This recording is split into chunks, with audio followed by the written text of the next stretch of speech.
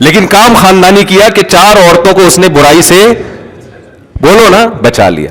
اب ان پہ جتنا خرچ کرے گا, نبی نے فرمایا سب سے بہترین صدقہ وہ ہے جو تم اپنی بیوی کو کھلاتے ہو, بچوں کو کھلائے گا.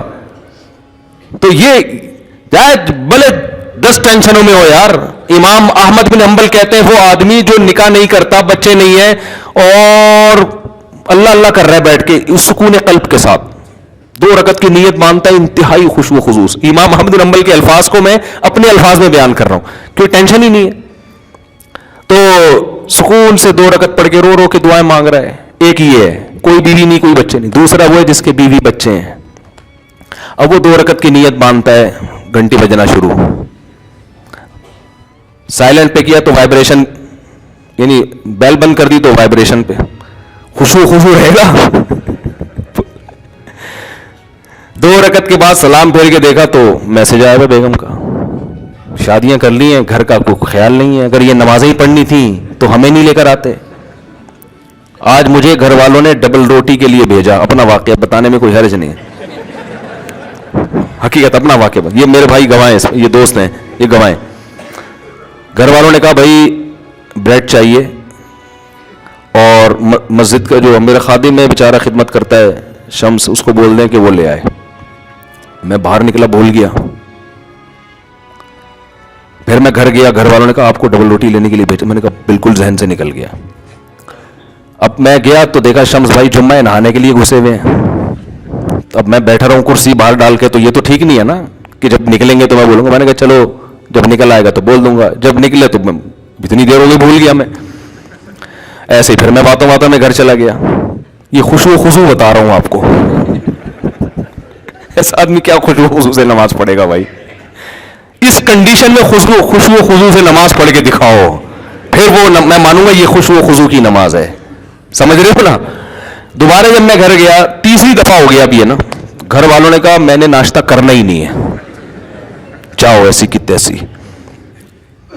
میں ایک دم اس میں آیا نا, میں نے کہا یہ تو یار میرے ساتھ بھی ایسا ہوتا تو ہمارے بھی. جب میں آیا چوتھی دفعہ نیچے آیا,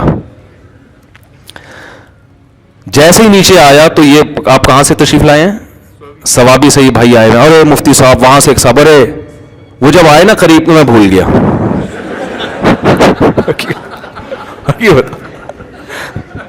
حقیقت بتا رہا ہوں.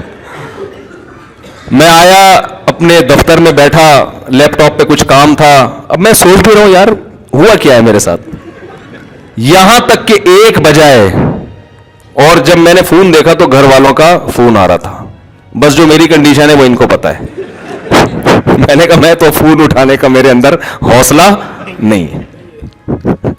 میں نے کہا آپ ڈبل روٹی لے جاؤ, گھر کے دروازے پہ رکھ کر دھاڑ دھاڑ دھاڑ دروازہ بجا دو.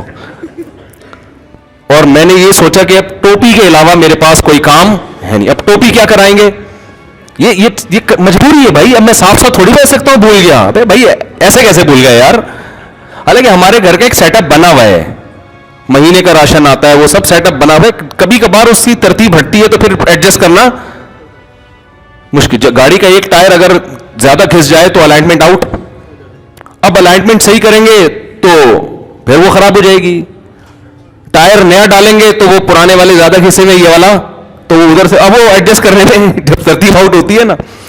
تو میں نے کہا بھائی میرے اندر تو اب ہمت نہیں ہے, میں جاؤں گا خام خواہ میں گھر میں الٹی سیدھی باتیں ہوں گی. جمعے کا ٹائم ہو رہا ہے, میں غصے میں یہاں کے بیٹھوں گا تو یہاں بھی وہ ڈبل روٹی کی باتیں شروع ہو جائیں گی پھر. تو اب آپ ایسا کرو, دروازہ بجاؤ اور پتلی گلی سے نکل آؤ. میں جب گھر جاؤں گا تو میں بولوں گا کب سے رکھی ہوئی ہے بریڈ گیٹ پر. یہی میرا, اس میں جھوٹ نہیں ہے. کب سے رکھی ہوئی مجھے خود نہیں پتا کب سے رکھی ہوئی, ایگزیکٹ ٹائم تو معلوم نہیں ہے نا. بندہ دروازہ بجا رہا ہے یار, کب سے رکھی ہوئی ہے. تو یہ میرے ذہن میں پروگرام تھا کہ بھائی ٹوپی بندے پہ ڈال دو. تو آخر یعنی اگر اس میں ناکام ہو گیا تو کہیں گے اس نے, یہی چلتا ہے گھر اسی طرح چلتا ہے. ایسا نہیں ہوتا کہ میں بھول گیا تو میں پھر بھول گیا, تو میں پھر بھول گیا, تو پھر بھول گیا. تو خیر جلدی سے بات ختم کرتا ہوں.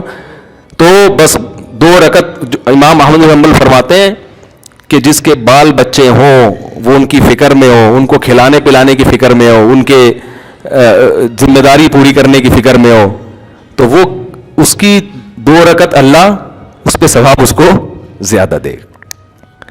تو کیونکہ وہ نیچر پہ چل رہا ہے نا, پادری پن تھوڑی ہے کہ جنگلوں میں نکل جاؤ بھائی اللہ اللہ کرو بیٹھ کے. تو اصل جو قرآن کے احکام ہے نا, جس میں وراثت کا حکم ہے, سود سے بچنے کا حکم ہے, بہنوں کو وراثت دینا, کسی کا مال ناحق نہ کھانا, جو کام آپ کے ذمے لگا ہے وہ دیانتداری سے ادا کریں. تو یہ کام مسلمان پہلے چونکہ کر رہا تھا تو ترقی کر رہا تھا, اب یہ کام مسلمان نے چھوڑ دیے ہیں. اور اگر ہم جنت جہنم کو بیچ سے نکال دیں گے نا میرے بھائی, تو مسئلہ یہ ہوگا کہ یہ جتنے ہیں نا اس سے بھی جائیں گے. یہ ایسا نہیں ہوگا کہ چاند پہ پہنچنا شروع کر دیں گے, کیونکہ ہمارے لبرل لوگوں کے ہاتھ میں ہمارا تعلیمی نظام ہے جو مذہب پہ چلتے ہی نہیں ہے. تو دیکھو تعلیمی نظام کا کیا بیڑا غرق کیا ہوا ہے انہوں نے. اللہ تعالی ہمیں سمجھنے کی عمل کی توفیق عطا فرمائے. وما علینا